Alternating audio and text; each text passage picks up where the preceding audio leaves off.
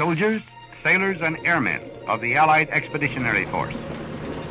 You are about to embark upon the great crusade toward which we have striven these many months. The eyes of the world are upon you.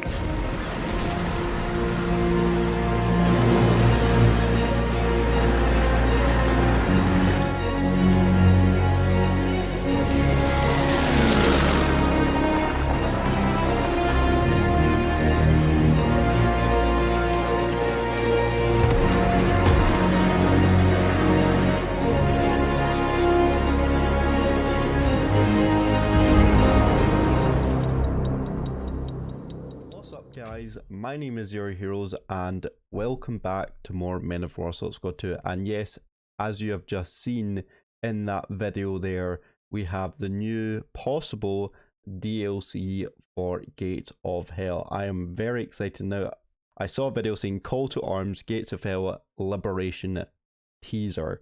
So, which signifies that there is going to be a new DLC because there, as you can see from the last video they released, which was Scorched Earth's release teaser, so there's kind of like a similar theme between those videos, which in guessing, which probably makes it that it is a new DLC, which as you've just seen from the trailer there, it looks like there's going to be a new faction, some new missions as well, and also some possible new sounds or graphics that could come with this new faction, which I'll be doing a review of as well, which is the American faction.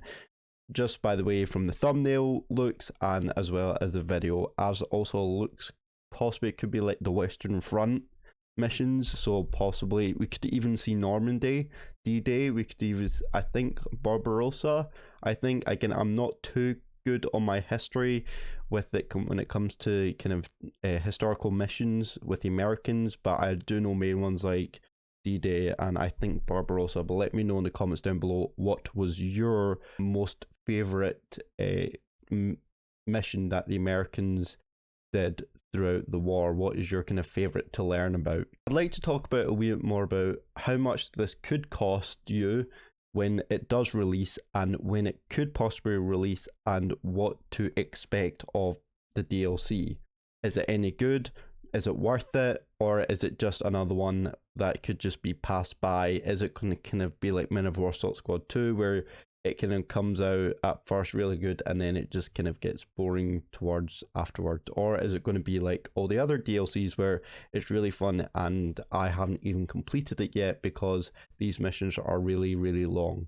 So without further ado, let's just get straight into it. So it says, though, so I'm on the YouTube channel here of Barbed Wire Studio. So this video was released 2 days ago. If you want to go check out, I will leave the video in the description below. But this is in memory of the combatants of all the nations that forged the fate of Europe on the longest day of the 6th of June 1944, the least we forget. And if you don't remember that famous day, it was 6th of June was now a good couple days ago. So this was actually released on the 6th of June, I think, 7th, 6, yeah, I can't do math right, but anyway, now with the other missions that have come along with the DLCs, there's about, I think there's about 6 or 7, if not, then I will probably just put it in editing how many missions there are, but I'm thinking there will be kind of similar amount of missions to the other DLCs. And also something that I didn't quite like about the DLCs, the ones before, you know, like the Scorched Earth ones and the Tal Vasotas, that they're very long and they require mostly they require actually multiplayer to do it with, you know, with friends or random onliners. So it does really take you a real long time, and I hope it kind of doesn't turn out to be like that. I kind of sometimes hope, you know, I hope that the missions turn out to be, you know, medium to short range missions, you know, to make it a wee bit more exciting, just for kind of gameplay wise, because if you get a defense mission that kind of lasts an hour or 60 minutes, then it does come quite long and you're trying to manage about 100 millions of troops by yourself. So, and you do really need multiplayer with that, because I've played a campaign with one of my friends recently and it is really impossible to do by yourself. So I really hope with this DLC, the missions aren't as long, or you don't need to kind of manage so many troops, so it becomes overwhelming and just over the top. My next point is what the American faction will look like. Now, I'm really hoping when DLCs usually come out, or new factions usually come out, they usually come out kind of step by step, so they don't release everything. They won't be able to release every single unit available to the game. They'll do it in steps. But I'm really hoping they'll kind of add the main, really important ones. Like, I really hope they add Sherman tanks, which are probably the most important and most vital tank in the American army at the time. You've also got your Stuarts. You've also got your main artillery pieces, which I cannot name off my head. You've also got your main infantry, and I really hope the guns are kind of like Thompsons, although I think that might be a wee bit too far back, maybe M1 Grands. Yeah, so I really hope, I think with my gun history, maybe, I'm not sure, but let me know in the comments down below. But I hope there's like M1 Grands. I don't even know if that's American. Again, you'll have to let me know. And also I think some sort of I'm going to say like one of these machine guns, because if I say a name wrong, then I know you'll hammer me in the comments for it. So I'll just say the typical American World War II gun, if that makes sense, machine gun. Going through the faction as well, is that when it does release, it will take, as I said, it will take steps to do it, but I really hope it doesn't turn out just to be like Men of Warsaw Squad 2, where the factions kind of came out all at one and there was kind of nothing else to add from it. So when I say add it into steps, you know, do it like a step progression, you only had to do it, the only way you're able to get more units was kind of through the workshop, but kind of nobody plays that game really anymore. So yeah, that's kind of my hope of the new faction. The next thing I want to do is talk about what type of price tag you are looking at. You know, how much did it cost and when is a possible release date for it. So let's go have a look at that. So we are now in the DLC store, and looking at the two recent releases of the DLCs, which were the Scorched Earth and the Tal Vossata, they're roughly, the Tal Vossata is ranged for £14 and the Scorched Earth is £8. Now, I know they're completely different, but I think the reason Tal Vossata was a lot more higher up is because it added a new faction.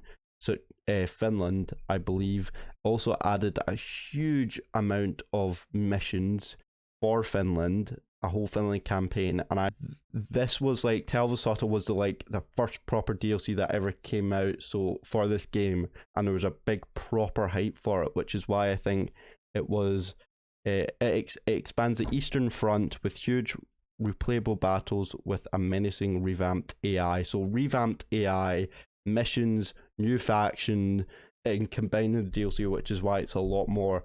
The Scorched Earth one was less hype than the Tal Vossata, and therefore it was not as, you know, exciting, but there was still excitement for it because the Scorched Earth brought the Eastern Front with a stunning arsenal for multiplayer, plus brand new single player content to complete the most brutal theatre of the war, from the siege of Stephenpool, I'm not pronouncing it wrong, I don't know, to the very last offensive of the World War II in the East. So there wasn't that much excitement, there was no new faction, there was only just kind of this DLC made it better gameplay for multiplayer, and really kind of for multiplayer and single player with the campaign, and that's really it. So, and I can imagine from this new DLC coming out, the Liberation one, with the new faction coming out, the American faction, new DLCs, and I can imagine probably something to do with the AI revamp, another probably revamp with the AI, or something to do with the sound, or something to do with multiplayer, then I can guarantee it's going to be close to the Tal Vossata price, like £14, or because it'll be brand new, it'll probably priced higher, close to maybe like £20, which you're going to have to figure that out in euros. That is kind of my guess on how much it will cost for this new Liberation DLC when it will be released. Now, I'm hoping, because it is summer now, it's gonna probably take a wee bit longer because most of the staff at Barbed Wire Studios might be taking a summer break, so it probably might take longer. So I'm really hoping it does come out towards the end of summer, so kind of coming into kind of the new school term, in maybe about August to September time. But knowing that there's a new faction and a huge amount of and a long campaign probably, then I think it's going to be close to maybe October, November probably. But I really hope it doesn't last that long. I really hope it kind of comes out soon between the August, September time, but I really don't know. Well, as you can see from the last DLCs, the Talva Sota came out on the 8th of June last year, and the Scorched Earth came out of the 18th or the November time. So 2 DLCs in 1 year. If Gates have another idea where it's similar to this, because we are in June time just now, so Gates of Hell or Barbed Wire Studios bring out a DLC in August or September, or even kind of in June or July, then they might possibly bring out another DLC towards the end of the year, Christmas time or New Year. So who knows? There might be 2 DLCs this year, or there just might be the one DLC that'll take up the huge throughout the whole, huge amount of time throughout the whole year. So who knows? But that is kind of my prediction for the new DLC and how much it cost and when it will be released. But yeah, guys, I think that is really it for today. Thank you so much for watching and our support. And again, if you want to check out the main video for the trailer or the teaser, then I will leave it in the description down below on the Barbed Wire Studios. So make sure you give them their support as well. But other than that, guys, thank you so much for watching and our support, and I will see you in the next video. See you later, and goodbye.